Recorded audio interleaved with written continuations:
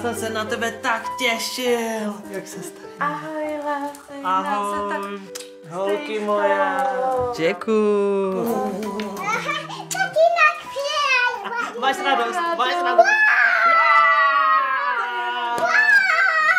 Děláš vlka. Představ si, že jsem viděl takovýhleho vlka. Chci to vidět. Chceš to vidět? Jo. Tak to je bez vami.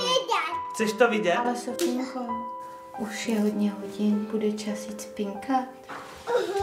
Tatínku, vypádej. Chceš to slyšet? Dobře, tak jo, já zatím tátovi připravím večeři. Tak jdeme na to, jdeme. Tak jakou si dnes povíme? Třeba tuhle. Bylo jednou jedno království, plné řek, potoků a rybníků, a v něm žil jeden spokojený rybář. A ten se jednoho dne vydal na cestu do daleké země, o které všichni ostatní rybáři říkali, že je plná velkých zlatých ryb.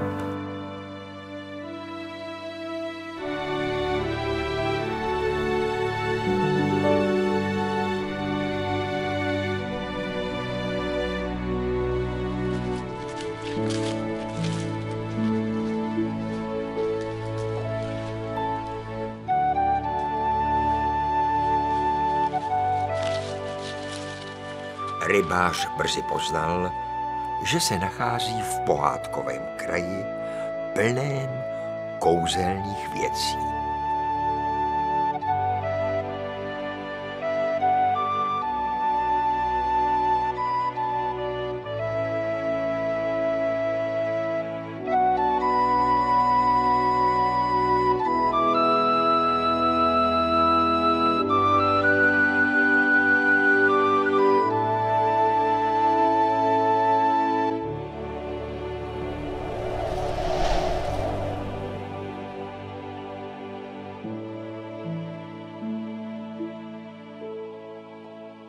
Brzy ráno rybář vstal, aby si jezero prohlédl v plné kráse a aby našel místo, kde začne rybařit. Aniž by chtěl, vyplašil hejno vzácných ptáků, kteří se vznesli do oblak jako anděle. Věděl, že zlí lidé je dříve téměř vyhubili kvůli jejich krásnému peří a byl šťastný, že se s nimi znovu setkal. Rybář pochopil, že je na správném místě a v rákosí si postavil svůj domeček. Hned potom nastražil všechny svoje udice a s přicházejícím soumrakem se těšil z toho, že ryby bude moci lovit i v noci. V jeho zemi je to totiž zakázané.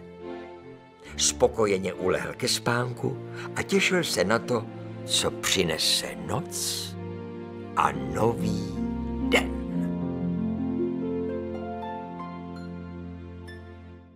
Za úsvitu rybář pomaloval svůj dům cizojazyčným zaklínadlem. A když zjistil, že na udici žádná ryba nevisí, vybaven všemi kouzly podle poslední módy, chtěl se ujistit, že je to on, kdo v zemi zdejší má háček ze všech nejostřejší. Slunce už stálo dávno nad hlavou a rybář netrpělivě vyhlížel, kdy mu ryba spolkne jeho návnadu. Čím dál častěji kontroloval nastražené udice. Ty však mlčely, jako by je začaroval.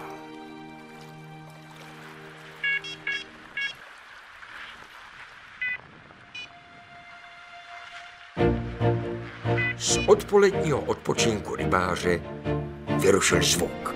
Zaradoval se a rychle přistoupil k udici. Ani tentokrát se na jejím konci však žádná ryba netřepala. Marně rybám podstrojoval. Nezabrali ani ty největší dobroty jeho kuchyně. Rybářův čas u vody vypršel. Do rodné země ke své rodině se musel vrátit s nepořízenou.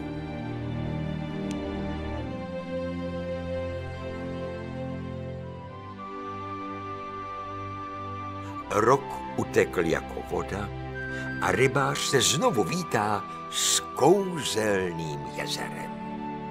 Touha po velké zlaté rybě a vzpomínky na krásy daleké země mu nedali spát. Často přemýšlel, kde udělal chybu a co by měl udělat lépe, aby vysněnou rybu ulovil. Rád by si alespoň na chvilku odpočinul, ale jeho touhy mu nedali oddychu. Konečně byly udice na svých místech a rybář mohl vnímat všechno dění okolo. Slunce spěchaje na západ zalilo zemi teplými tóny. Jezero jakoby náhle chtělo rybáře očarovat. Kolik zlatých ryb tady asi bude, pomyslel si. A hned se o to okouzlení podělil v dopise se svými nejdražšími. Ještě, že u jezera nestála žádná zeď. Kdyby to napsal na ní, pohádka by se proměnila v hotové peklo.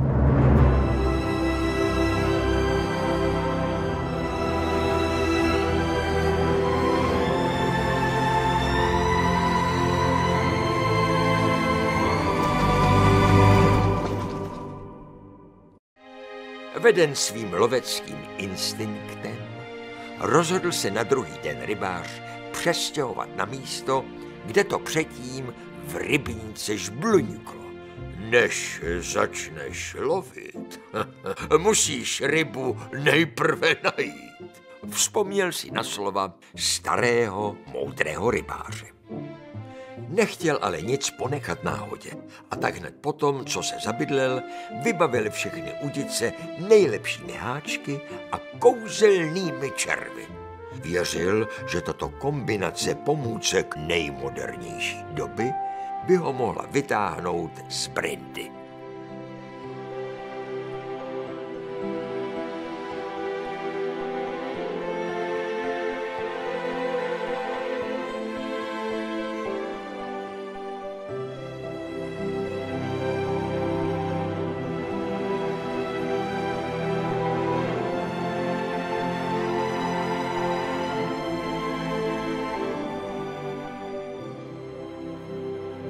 Časně ráno rybář vstal, aby pozoroval vodní hladinu a ujistil se, že ryby jsou poblíž.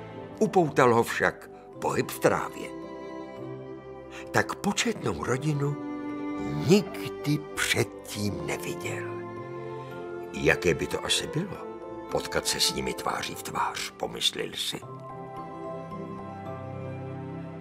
Den rychle přibýval, ale záběr stále nepřicházel.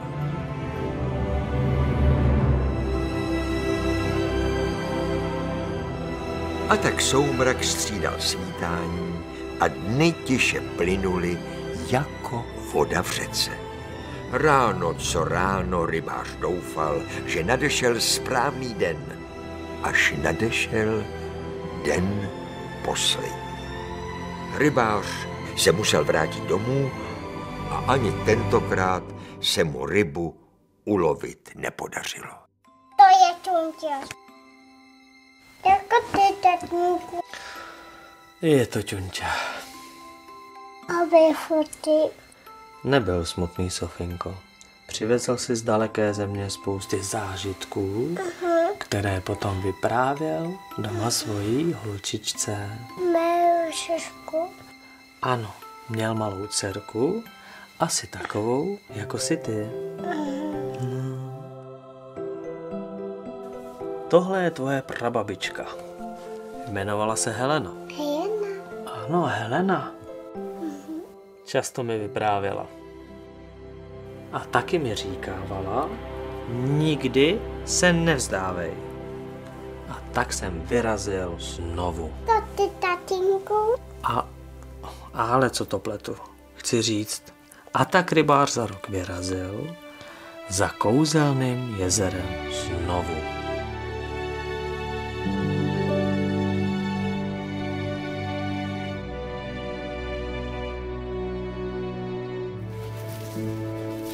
Jakmile dorazil k jezeru, poznal, že na místě už někdo bydlí. Po strastiplné cestě a boji s čarodějem větru si chtěl odpočinout a být na chvíli jenom součástí zdejšího světa. Jeho domov, vzdálený stovky mil, mu připomínal jen uzlíček se svačinou. Nesmím nic ponechat náhodě, mumlá si pod vousy rybář a motá na udici nejsilnější šňůru. Ale co to? Kde se vzala? Tu se vzala stará kmotra. Ho přišla přivítat. A nebyla sama. Přiletěl i pan Racek.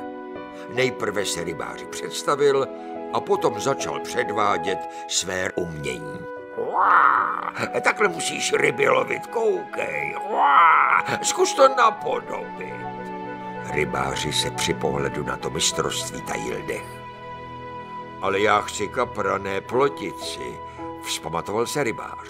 Budu lovit po svém na udici.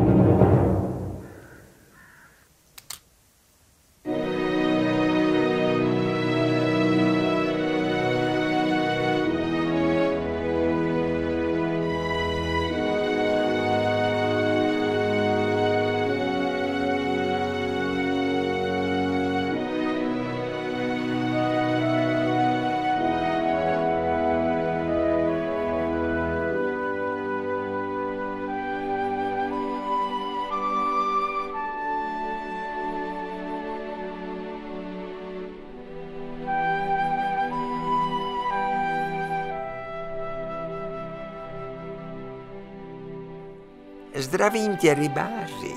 Jak se ti daří? To jsi ty, kmotřičko. Ale... Už 3. rok se trápím. O šupinu jsem nezavadil. Všichni říkali, jak je snadné u vás rybu velkou ulovit. I ty hloupý, co tě nemá? Lidé často všemu věří, ale nic si neověří. Pamatuj, opravdu velkou rybu chytí pouze ten, kdo se stane trpělivým a učenlivým člověkem. A tak rybář lišce poděkoval a dál usilovně přemýšlel, jak by na rybu vyzrál. Místní hojné obyvatelstvo rybáři doporučovalo, aby na místo rybaření vyzkoušel běh po hladině, anebo vodní lyžování. A někteří lyžaři dokonce zkoušeli jeho snažení mařit. Darebáci. A Michatý? Byl smutný. Ale ne na dlouho, Sofie. Chvíli potom totiž doopravdický záběr přišel.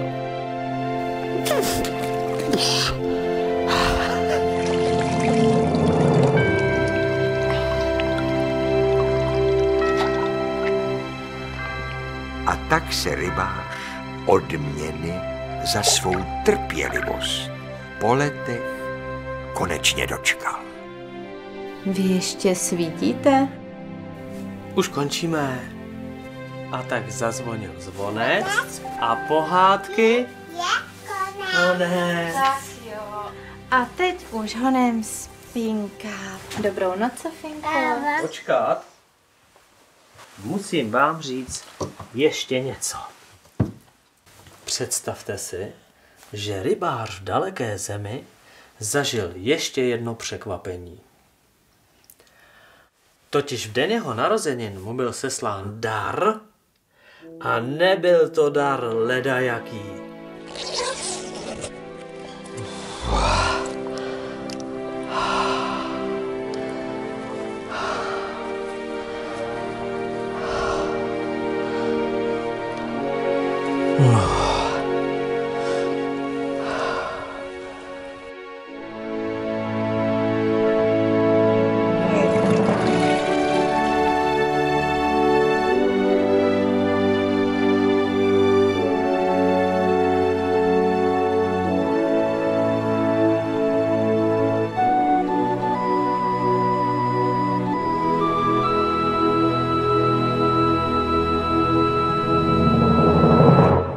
Byla to jeho životní ryba.